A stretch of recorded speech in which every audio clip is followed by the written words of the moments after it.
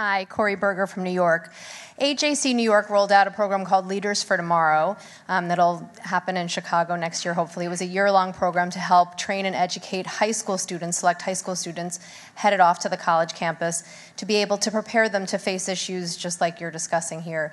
What would be your best advice to an 11th or 12th grader headed off into this to be able to prepare and to integrate into the college campus and be able to be effective? I love this question because it's really not asked enough. There are, and this is a great thing, a lot of programs that educate young leaders in high school about how to be pro-Israel advocates and sort of what to deal with when they get to campus. And unfortunately, a lot of them are framed exactly as we've been discussing, that everything's a crisis. You're going to get to campus and everyone's obsessed with being anti-Israel. It's a hotbed of anti-Israel activity. Every day is a crisis, oh my God.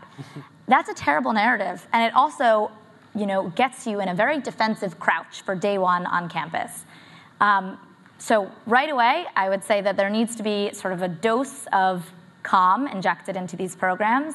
But the other thing that's so important is that in our desire, again, coming from a great place, to instill in the next generation a love and a passion for Israel, we often don't engage honestly enough with some of the less sanitized versions of Israeli society, Israeli political life.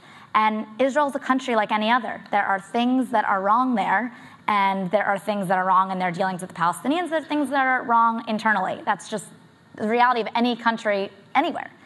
And when we train students to think, Israel is flawless, Israel does nothing wrong, love Israel, and that's amazing, and then that's the end of the story. You are going to know XYZ fact, but they're all positive. There's nothing you need to know about anything that anyone could possibly say that's negative. And if you do ever learn something negative, it's only with the desire of how you can counter it and put some response to it.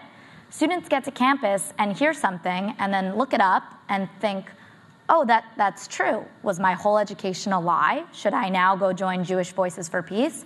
Or they become super defensive and end up being horrible advocates for Israel on campus because they have no understanding of how to speak to people who aren't already super pro-Israel.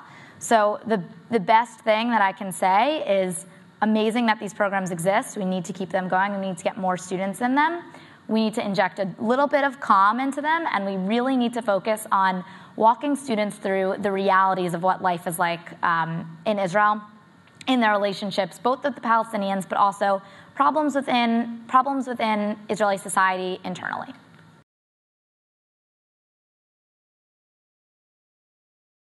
Thank you very much. My name is Irv Kempner from Sharon, Massachusetts. I'm a contributor to the Interchange program, so I'm very pleased to see the impact that it's having. And to expand a little bit on this discussion about high school kids, is how we better prepare our high school kids. And I'm concerned, and I just want your point of view, how prepared those kids are, given that probably less than 10% go to day schools. How many of these kids have the opportunity to participate in some of the programs you're talking about, how widespread they are? And also, how many kids, high school kids, are we as parents and grandparents sending to Israel so they get a chance to see and experience Israel before they hear these other voices on college campuses?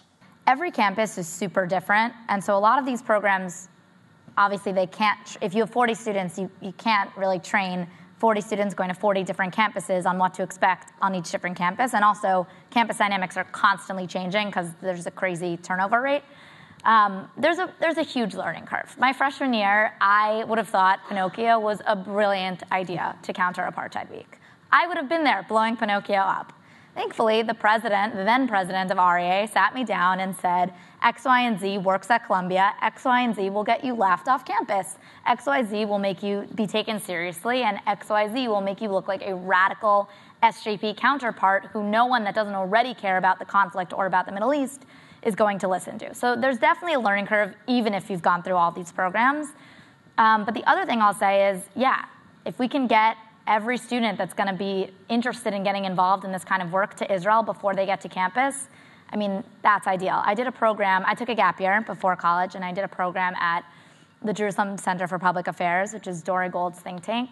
And the entire program was actually focused on showing every negative aspect of Israeli society that exists, every aspect, to students that were already educated in how to be pro-Israel, with the goal of sort of undoing some of the crisis mentality that they've been trained with and preparing them for what college is really like when people do have legitimate critiques about Israel and you have to come back at them with something better than, well, our cherry tomatoes are delicious. It was the greatest program that I have ever encountered in this sort of training circle. And so if any of your kids are going to Israel for the year, I highly recommend it, Dr. Manzorf's program at the JCPA.